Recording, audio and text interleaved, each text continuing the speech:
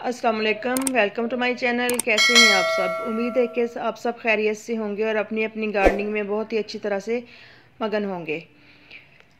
जी तो फ्रेंड्स, ये आपको मैं विंटर वेजिटेबल गार्डन का अपडेट दिखा रही हूँ कि कौन कौन सी सब्ज़ियाँ मैंने लगाई थी विंटर में और किस तरह की ग्रोथ उनकी मेरे पास चल रही है। तो इस वाले जो कंटेनर है, इसमें मैंने गोभी सरसों के सीड डाले थे और एक दो दफ़ा मैं इसके लीव्स उतार के किचन में यूज़ कर चुकी हूँ। और अब ये फ्लावरिंग पे आ चुके हैं प्लांट्स, और इन्हीं से फिर मैं आने वाले टाइम में सीड्स कलेक्ट कर लूँगी, क्योंकि सरसों की भी बहुत सी इकसाम होती हैं, तो मुझे गोभी सरसों सबसे ज़्यादा अच्छी लगती है। इसके लीव्स की मुलायमत बहुत ज़बरदस्त होती है, और ये जब आपने देखा होगा कि हम साग बनाते हैं तो इसका गोभी सरसों का साग कड़वा भी नहीं होता। तो मैं जितने भी वेस्ट मटेरियल मेरे पास से निकलता है या कंटेनर वगैरह होते हैं, मैं कोशिश करती हूँ कि किचन गार्डनिंग में वो यूज़ करूँ।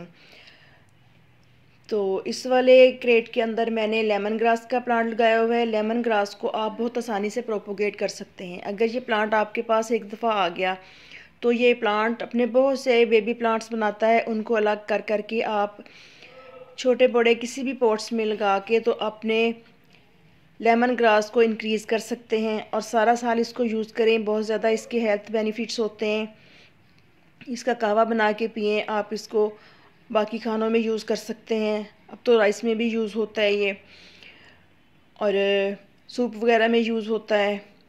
तो जब भी आप कुछ ग्रो करें, कोशिश करें कि आप अच्छी फर्टाइल सॉइल लें और ऑर्गेनिक सॉइल लें, ताकि आपको आपकी मेहनत का रिज़ल्ट अच्छा मिले। इसी पॉट के अंदर सेल्फ सीडलिंग के ज़रिए ये कुछ मको के प्लांट्स उगे हुए हैं। मको का भी अहमियत हमारी सेहत के लिए बहुत ज़्यादा, और ये प्लांट अगर आपके गार्डन में एक दफ़ा आ गया तो फिर ये भी ख़त्म नहीं होता, क्योंकि जहाँ जहाँ ये पीलू गिरते हैं पक के, वहीं से फिर ये आने वाले मौसम में प्लांट्स बन जाते हैं सीड के ज़रिए। इस वाले क्रेट में मैंने चुकंदर लगाए थे, और ये शायद साए में होने की वजह से इनकी ग्रोथ ज़्यादा अच्छी नहीं हुई, लेकिन दूसरी बकेट्स में काफ़ी अच्छी ग्रोथ हो रही है।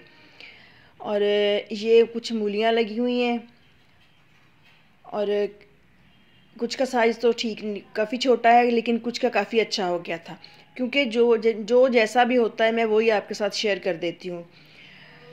तो आगे मैंने लहसुन लगाया हुआ है 3 क्रेट्स के अंदर। तो इनको हफ्तावार गुड़ाई करके तो मैं हर 10 दिन के बाद इनके अंदर लिक्विड फर्टिलाइज़र डाल देती हूँ, क्योंकि ये भी हमारे किचन में यूज़ होती हैं भूकें इसकी, जो लीव्स होते हैं लहसुन के। और लहसुन के जवे मोटे हो जाएं, इसलिए इनके लिए फर्टिलाइज़र टाइम पे डालना भी ज़रूरी होता है। नेक्स्ट ये पालक है। अब मैं पालक सारी की सारी निकाल दूँगी, क्योंकि मैं 2 से 3 दफ़ा हार्वेस्ट कर चुकी हूँ। अब मैं क्रेट्स खाली करूँगी और इनके अंदर मैं गर्मियों की सब्ज़ियाँ लगाऊँगी। नेक्स्ट जो क्रेट है, इसके अंदर भी मैंने चुकंदर लगाए हुए थे, और चुकंदर पता नहीं किस तरह की इनकी कंडीशन है कि चलें एक उखाड़ के देखते हैं।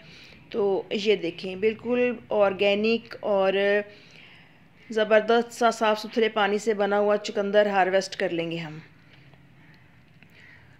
इसको सलाद में यूज़ करें, आप इसका जूस बना के पिएं।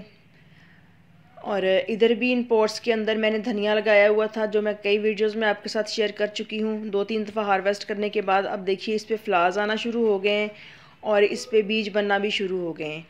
तो अगर आप किचन से लेके बीज इस्तेमाल करते हैं तो ठीक है, अदरवाइज़ अगर आप अपने घर के सीड बनाना चाहें तो इस तरह से जब धनिया सीड्स पे आ जाता है तो उनको पकने दें। जब ये पक जाएंगे तो सीड्स बन जाएंगे। इन्हीं को हार्वेस्ट करके हम दोबारा अपने गार्डन में सीडलिंग कर सकते हैं। और इधर मैंने बड़े बड़े पॉट्स के अंदर लगाए हुए बैंगन के प्लांट्स, इनकी कटिंग शटिंग की थी, तो अब इन्होंने दोबारा अपनी ग्रोथ स्टार्ट कर दी है। लास्ट टाइम मैंने काफ़ी स्पेस से और ब्रिंजल भी हार्वेस्ट किए थे। तो इनके जो भी खुश्क लीव्स वगैरह होंगे वो मैं साथ के साथ निकालती रहती हूँ।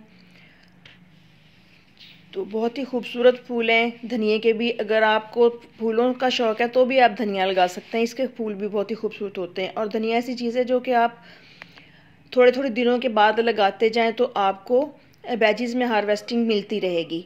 और आगे आगे माह रमज़ान शुरू होने वाले हैं, तो माह रमज़ान में भी धनिया, पुदीना, मेथी, पालक वगैरह हमारे किचन की अहम ज़रूरत होती है। तो काफ़ी हद तक हम अपनी इस ज़रूरत को घर से ही पूरा करने की कोशिश करें तो कर सकते हैं, और बिल्कुल फ्री में, और दूसरा ऑर्गेनिक, हमारी सेहत के लिए भी अच्छा। इधर ये सीमेंट की बोरियों के अंदर मैंने कुछ गार्डनिंग की हुई है। तो ये पालक लगाई थी, पालक मैं 2 दफ़ा हार्वेस्ट कर चुकी हूँ। अब देखिए पालक भी हार्वेस्ट करने वाली है, और नीचे से इसके ऊपर से इसके सीड्स भी बनना शुरू हो चुके हैं। अब मैं इनको भी निकाल दूंगी। इस वाली बोरी के अंदर मैंने ये देखें बंद गोभी की सीडलिंग ट्रांसप्लांट की थी, तो ये देखें इसके प्लांट्स भी काफ़ी अच्छे हो गए हैं। इधर चेरी टमाटर है, ये देखिए ये भी फ्लावरिंग पे आ चुका है प्लांट, और इसके साथ मैंने स्टैकिंग कर दी थी। अगली बोरी के अंदर भी मैंने सॉरी मेथी लगाई थी, वीडियो बना के शेयर भी किया था। तो आई थिंक मेरे दूसरे चैनल पे है द फ्लावर बॉक्स पे। तो इस तरह से हम अपने घर से ही वेस्ट मटेरियल लेके, यानी कि देखें अब ये जो बोरियां हैं ये बिल्कुल आसानी से मिल भी जाती हैं और जगह भी कम घेरती हैं। इनके अंदर आप अपनी गार्डनिंग बहुत ही अच्छी तरह से कर सकते हैं।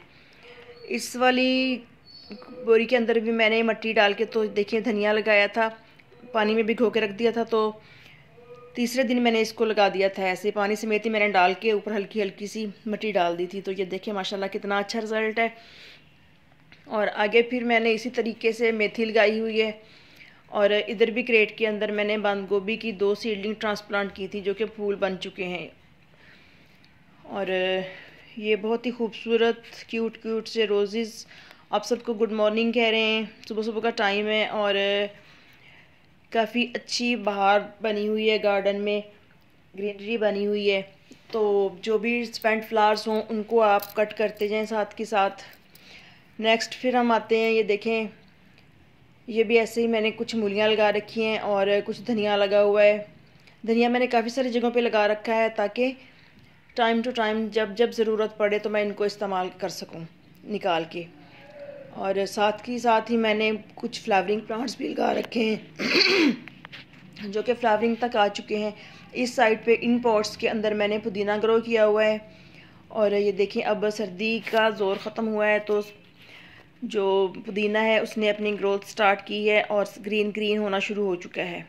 तो इसको किसी भी शार्प चीज़ के साथ गुड़ाई करके तो इसके अंदर लिक्विड फर्टिलाइज़र डालूँगी 1-2 दिन में ताकि ये जल्दी बड़ा हो। और इसी तरह मैं कटिंग लगाती रहती हूँ छोटे छोटे पॉट्स में। जब वो बड़ी हो जाती हैं कटिंग्स तो फिर मैं इनको बड़े पॉट्स में शिफ्ट कर देती हूँ।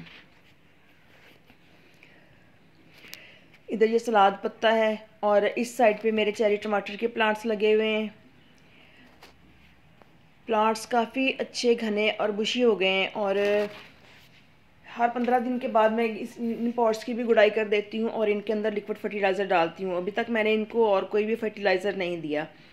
और बाकी खाद स्प्रे की बात करें तो मौसम ऐसा, जैसे ही फरवरी का मौसम शुरू होता है, बहार यानी कि बहार का मौसम शुरू होता है, वैसे ही साथ बहुत से पेस्ट हमारे प्लांट्स पे अटैक कर देते हैं। तो इसके लिए हमने क्या करना है, आप नीम ऑयल और थोड़ा सा बीच में सर्फ डाल लें और थोड़ा सा या आप लिक्विड सोप डाल लें, उसके अंदर थोड़ा सा बेकिंग सोडा डाल के तो तमाम प्लांट्स पे स्प्रे करें। आपका जो गार्डन है वो काफ़ी हद तक पेस्ट वगैरह से बच जाएगा। क्योंकि ज़रूरी नहीं है कि हम इंतज़ार करें कि हमारे प्लांट्स के ऊपर पेस्ट का अटैक हो तो ही हम इन पे स्प्रे करें, बल्कि एहतियाती तरीके से एहतियात के साथ हमें चाहिए कि 15 से 20 दिन के बाद या महीने में कम से कम 1 दफ़ा तो ज़रूरी कर देना स्प्रे, ताकि प्लांट्स जो हैं वो महफूज रहें बीमारियों से। और लिक्विड फर्टिलाइज़र डालती हूँ ताकि मेरे प्लांट्स जो हैं वो ऑर्गेनिक तरीके से बढ़े। तो इस तरह से हम छोटे छोटे से काम करके अपने घर में, अपने गार्डन को खूबसूरत भी बना सकते हैं और ऑर्गेनिक सब्जियां भी हासिल कर सकते हैं। तो उम्मीद है आप भी अपनी किचन गार्डनिंग की तरफ तवज्जो देंगे और अपने फ्री वक्त का अच्छा इस्तेमाल करते हुए अपनी सेहत का भी ख्याल रखेंगे। तो ओके जी, इजाज़त दीजिए। टेक केयर, हैप्पी गार्डनिंग, अल्लाह हाफिज़।